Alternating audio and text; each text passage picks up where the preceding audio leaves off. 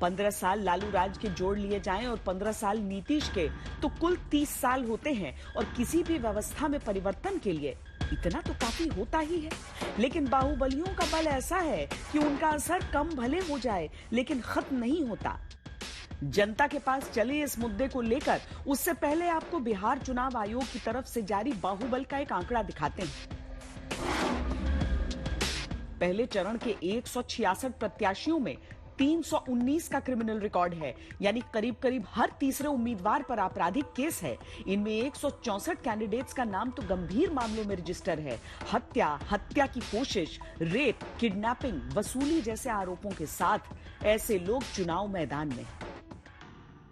बाहुबली को टिकट क्यों मिलता है? बाहुबली को टिकट इसलिए मिलता है कि वो परंपरा चला आ रहा है कि मैं इस पार्टी से जुड़ा रहूंगा तो मुझे टिकट देगा, बाहुबली का दबदबा रहेगा और मैं जीत सकता हूँ। निजी तौर पर वोट देंगे बाहुबली? नहीं मैडम। आप देंगे? No, I will never. आप देंगे? बाहुबली को वोट हरगिज नहीं देंगे। डर के मारे भी नहीं? नहीं, डर का कोई बात है। डर का माहौल है तो फिर सरकार का है। जो हमारे लिए विकास करेगा हम उसी को तो वोट देंगे। जनता का अपना मत चाहे जो हो, लेकिन बिहार विधानसभा की तस्वीर बेहद दागदार होती ही है। अगर पिछली विधानसभा को ही देख लिया जाए तो 136 विधायकों पर आपराधिक केस थे, यानी 243 की संख्या में से आधे दागी, यानी हर दूसरा विधायक आपराधिक मामलों में लिप्त।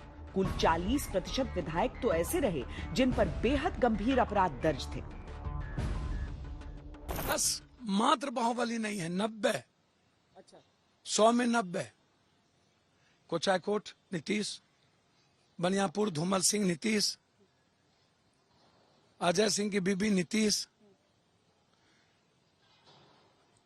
10-25-47 रखने वाला रुपौली बीमा भारती नीतीश, गोपालपुर में नीतीश, खगड़िया में नीतीश। ये दोनों यदि बाहुबली अपराधी, बलात्कारी, बालू माफिया, जमीन माफिया को टिकट नहीं देंगे तो ये लोग 700 जन्म में चुनाव नहीं जीत सकते।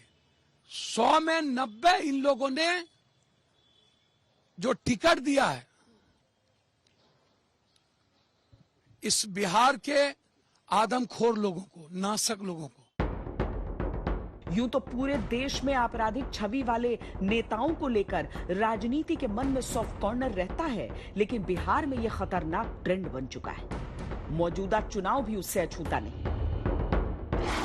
मोकामा से आरजेडी के टिकट पर बाहुबली अनंत सिंह पर 38 क्रिमिनल केस हैं। दानापुर से आरजेडी के टिकट पर रीतलाल यादव पर 33 क्रिमिनल केस हैं।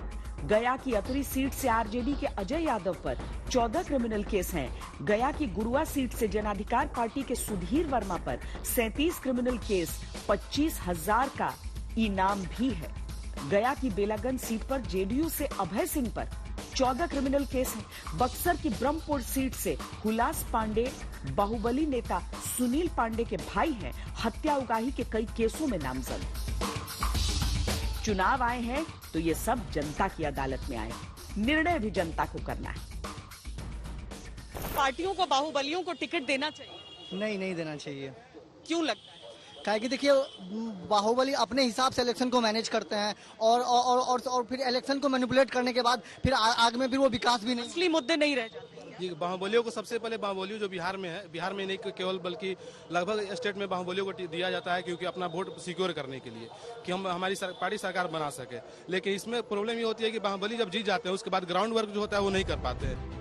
अगर कोई बाहुबली खुद चुनाव लड़ने में सक्षम नहीं तो उसकी पत्नी या किसी रिश्तेदार को टिकट मिल जाता है। एक झलक उनकी भी देखिए।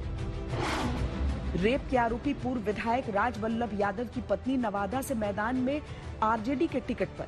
1 साल से फरार रेप के आरोपी विधायक अरुण यादव की पत्नी संदेश से आरजेडी के टिकट पर। बाहुबली आनंद मोहन सिंह की पत्नी सहरसा से और पुत्र श्योहर से आरजेडी के टिकट पर। एकमा रुपौली अतरी सीट पर मनोरंजन सिंह धूमल, अवधेश मंडल और बिंदी यादव की पत्नियां जेडीयू के टिकट पर। 27 आपराधिक केसों वाले बाहुबली अखिलेश सिंह की पत्नी अरुणा देवी नवादा से मैदान में बीजेपी के टिकट पर।